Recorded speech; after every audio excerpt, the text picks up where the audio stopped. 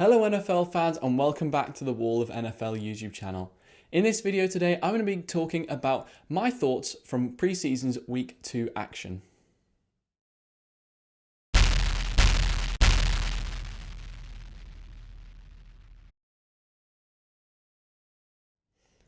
So far in the preseason, the Eagles have had a pretty poor showing. They scored 16 points against the Steelers, which is okay, but against the Patriots, they scored a big fat 0. And I've got to say that is pretty poor. The Patriots aren't even one of the best teams in the league, and they weren't exactly playing their starters for most of the time. I know there was a Cam Newton versus Mac Jones situation going on there, but that's got nothing to do with how many the Eagles are going to score. I think that despite Jalen Hurts being injured, it's not an excuse for having 0 points, because Joe Flacco in the week previous to this actually had a pretty decent showing, and I think it goes down to the personnel department not bringing in the right players. And really, they've got some aging players that aren't very good and some young players who pretty much just look like they could be practice squad players or backups and would even make the team on some teams. But yeah, I think the Eagles really need to shape up because it looks like they're no better than the Giants, the football team, or the Cowboys. And I think they're just going to be finishing at bottom of the NFC East once again. The Patriots, on the other hand, I think they're actually in a pretty good situation. It looks like they've got 2 quarterbacks who could be starting for them, and I don't think it would really make much of a difference which one does. I know Cam Newton brings more of a running game, and his size is really beneficial to the Patriots. So I would start Cam Newton, and also he's got a lot of experience, and Mac Jones is only coming into the NFL now. I think Mac Jones could be a really good player in the NFL, but maybe sitting a few more weeks, at least until the Patriots bye week, so they have time to prepare for a Mac Jones start. Or if Cam Newton's playing really well, I would just start Mac Jones next season and give him a year to sit. I know that one of the things that was so good about Mac Jones was that he was pretty NFL ready, but he's going to be NFL ready next year as well, and if not, even better.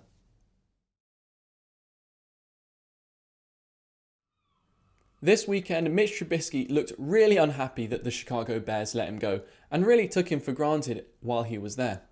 He plays for the Buffalo Bills now, and he led the team to 41 points this weekend, and they had a very convincing win over the Chicago Bears.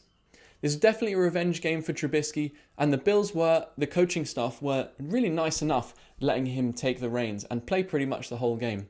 He had 221 yards, 71% completion percentage, and a touchdown as well. And I like the fact that the Bills got a guy in Trubisky who's very similar to Josh Allen as well. And I think if Josh Allen goes down injured, they do have a very capable backup in Mitch Trubisky. Of course, there's a reason he's the backup, but I think their skill sets are actually quite similar. The accuracy is nowhere near that of Josh Allen's, but in terms of the way that he plays, he has mobility to get them out of bad situations, and the way that he does throw, I think is quite similar to Josh Allen. So I think that it's really good for the coaching staff, the receivers, offensive line, running back, that if Josh Allen does go down injured, I think that Mitch Trubisky being there as the backup is a pretty safe bet. In the same game though, Justin Fields did also impress me against the Buffalo Bills, despite not really having a fancy stat line. He did move around really well, and the mobility that Justin Fields has really reminded me of Patrick Mahomes. The way that he so calmly escaped the pocket when it collapsed and the defensive linemen were running after him.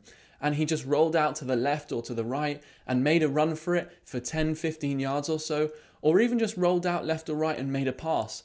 I was actually really impressed, and I think that the Bears are actually in good hands with him at quarterback now. So even though Justin Fields, I expect, is going to sit for most of the season, if not all of it, I think that when he does start for the Bears, maybe next year or late into the 2021 season, that they will have someone who they can trust and that they can put their future hopes on.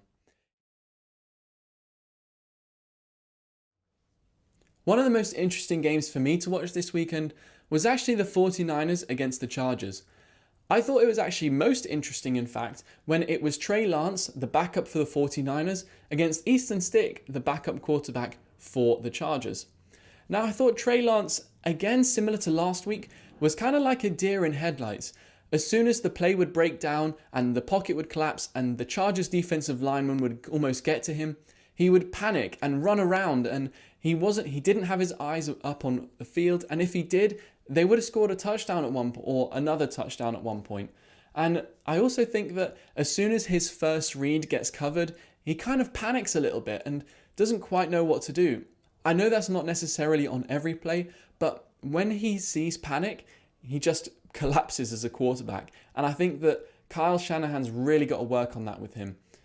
I also think that Easton Stick, he's not quite good enough to be the backup quarterback for the Chargers. He throws a lot of errant passes, similar actually to Trey Lance, but it's just not quite good enough. And I think if Justin Herbert goes down this year, which he might do if the Chargers' offensive line doesn't improve, I do think the Chargers might be in a bit of worry if that does happen. Herbert, you can pretty much pin your hopes on the fact that he's going to be a great quarterback. But yeah, if that offensive line doesn't improve for the Chargers, we might see Herbert go down and have a tough injury this year, similar to what Joe Burrow experienced at the Bengals last year when his offensive line just continued to fail him. I think with Trey Lance though, as the 49ers are going to be totally fine though, as this year they'll have Jimmy Garoppolo, and he looks over the last 2 weeks like he's back to his normal self, and he's very calm and very collected. And you never know, last time he played a full season, the 49ers got to the Super Bowl. So I think that the 49ers will be absolutely fine with Garoppolo at quarterback, and they'll give a good year or two for Trey Lance to develop. One team that really impressed me this weekend was the Tennessee Titans. Over the last 2 weeks of preseason, they've only conceded 6 points combined in the 2 games. And in the other hand, they've scored 57, which I've got to say is mighty impressive, especially when the Titans are one of those teams that aren't starting their stars. There's no Derrick Henry, no Ryan Tannehill, no AJ Brown, Julio Jones, and their top defensive players are on that. They're not there. So the fact that they're only conceding 6 points and scoring so many, I've got to put it down to Mike Vrabel being a fantastic head coach. And he's really drilled into the Tennessee Titan players the fact that they compete no matter what, week in, week out. Normally, when the stars of the team aren't playing, you get kind of what the Buccaneers and the Rams are experiencing in this preseason. The Buccaneers have only scored 10, 15 points each game, and the Rams have only scored about 15 points throughout both weekends. And that's kind of what happens when you don't play your starters. But the Tennessee Titans, they clearly either have great depth in squad, or Mike Vrabel has just been a fantastic coach and has really conditioned all of the players in the squad to fight every single play, no matter what the game is, whether it's preseason, regular season, or postseason. You got to say the Tennessee Titans have been fantastic.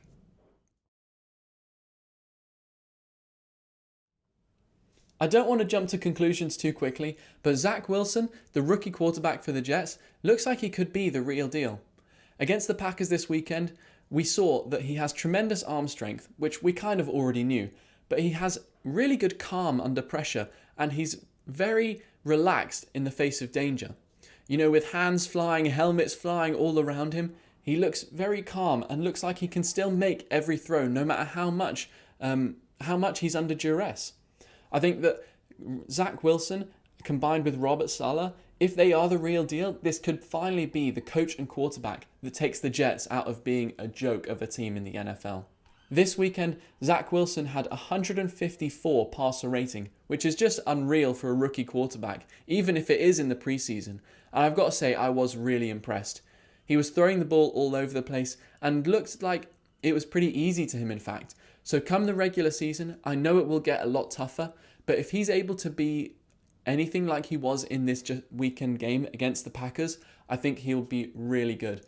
And as I said, I don't want to jump to conclusions, but he could be the saviour for the Jets. So guys, that pretty much wraps up my thoughts on week 2 of the preseason. Please do comment down below what you thought and what you think I should look out for in the next weekend's games. And tell me what you learned from the weekend as well. I'd be really interested to know what you guys think. Please also follow our social media pages on Instagram, Facebook, and Twitter. And also check out wallofnfl.com for other articles that you wouldn't find on the YouTube channel. So thank you guys so much for watching, and I'll hopefully see you in the next video.